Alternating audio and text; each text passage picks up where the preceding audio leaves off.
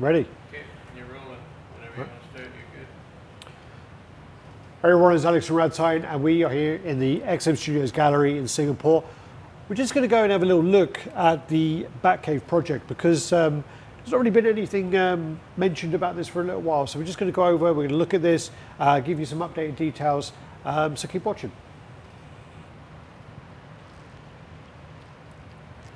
All right everyone, we're back. As I was saying, we're in the XM Gallery in Singapore, Tyler on the camera, and what we're going to do is just go over the XM Batcave. So this is a project that probably came up in about 2000 and I want to say like 18. They had the unpainted prototype.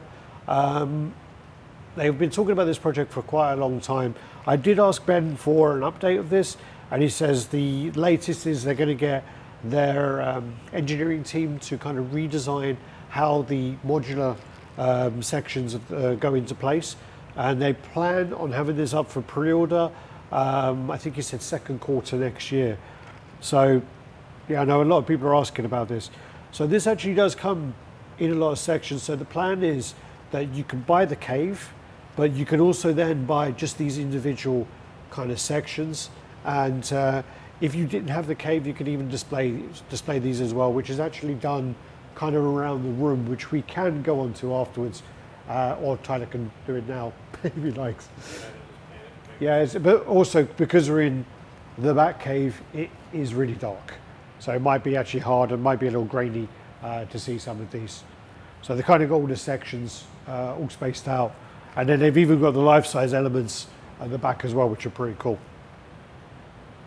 So you've got like, maybe start with Batman. So you've got Batman here, and this is kind of the scale we're going for. So I think it's, is it 1/20th or 1/30th? It should say here, let me just double check. Yeah, 1/30th. And you can actually see like the detail on the Batman. I'm not going to pick him up because it'll probably go out of focus. And actually I will pick him up because I want to see, actually I can't pick him up. So yeah. Yeah, for like a 1/30th, there's enough detail on there, and it looks great. One of the things that's causing a lot of problems is the fact that even though this is 1/30th, it has to be sculpted in 3D in very, very high detail to kind of get approved and then to get the project going. So even though the pieces are smaller, there's still as much work going into them.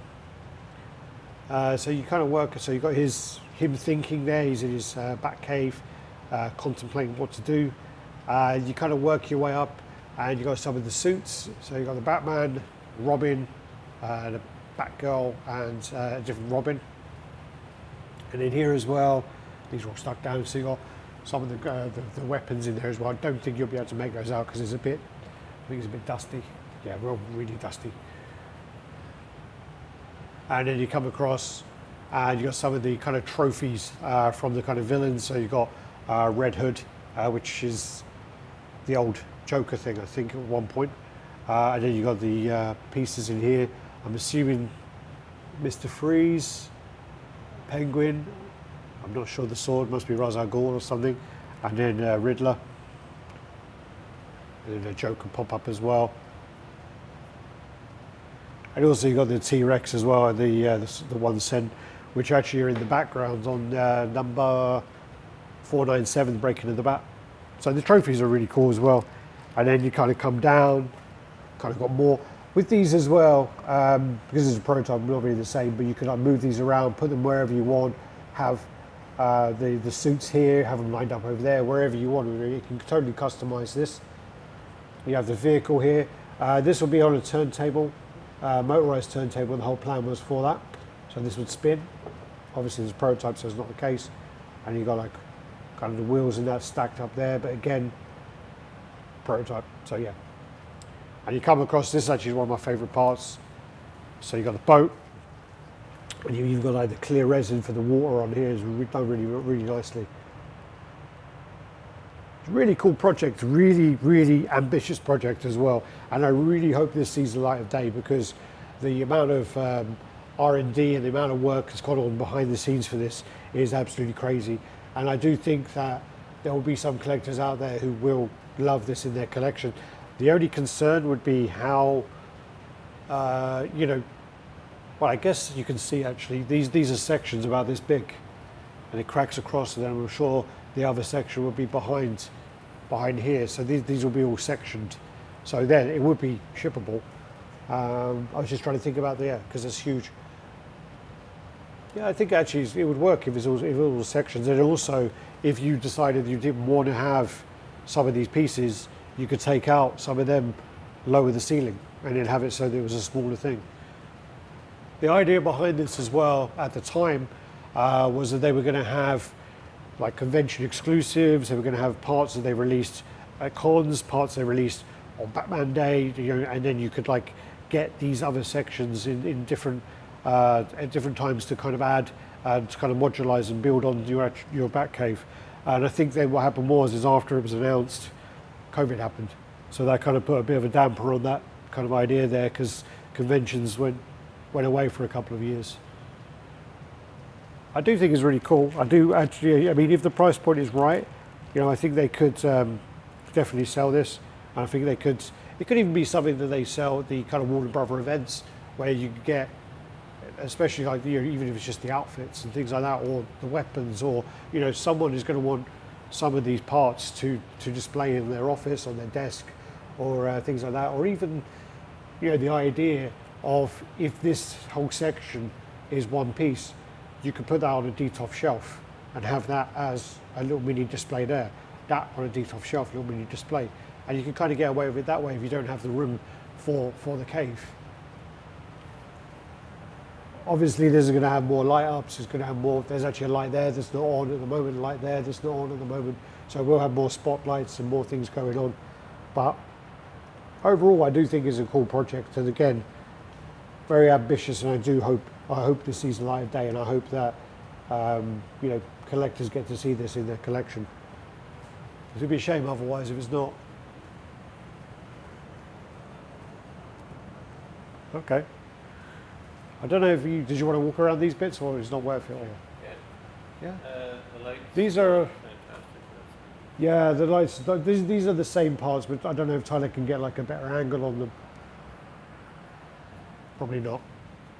And also the way that they've done it in this kind of Batcave area is you kind of got these like blueprints of kind of what they are. They kind of got the sketch, like, you know, the writing of what each thing is, giant penny, giant chess set, and it kind of tells you about that. I actually really like this. Is like a nice thing to have in the XM gallery to kind of give people the background behind it all. That wouldn't be included in what you Probably not. get. I don't think so. If it was sold like that, that's actually a really cool idea as well. That would actually be a very cool idea. But I think that's actually just for the gallery. But that would be great if you bought that like that as one thing. That'd be a nice thing, you know. And then obviously some kind of light up on this, so it could be like a little like desk lamp thing or so. You know what I mean? That'd be quite nice. And then across the back as well, we did do a tour of this before. I think it was Tyler as well. You got all of the kind of weapons on the back there. And again, weapons, the belt, everything here as well. This one's a bit better lit up. This is my favorite, still my favorite part of this one.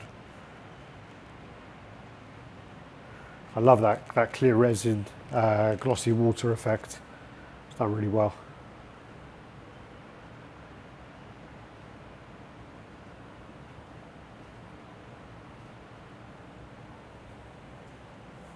Yeah, the suits, which you're not going to be able to see, there's too much glare on the suits, I think.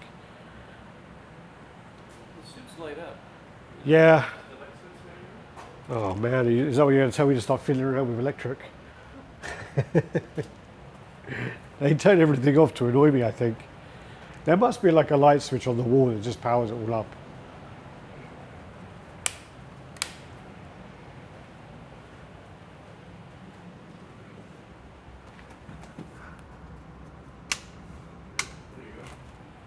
There's lights. Is that better? Yeah. We got it away. I'm not totally useless. Well, Yeah, Otherwise, it's kind of hard to. There they're higher than me though. you go. They are higher up. And then there's one more over here. Yeah, there's one in the corner there. I like this one actually. I like that. I quite like this one. This one is blue. Yeah, yeah.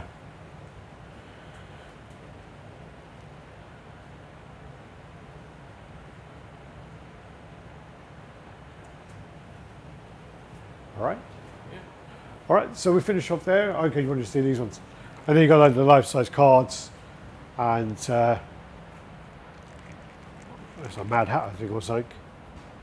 Same for the Riddler, I'm assuming. I don't know. I'll be corrected in the comments.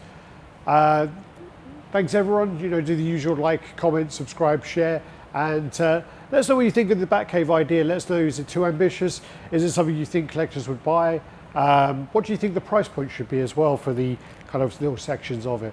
Let us know in the comments, and do the usual like, yeah, sorry I said that, like, comment, subscribe, share, and happy collecting. Thank you. Bye bye.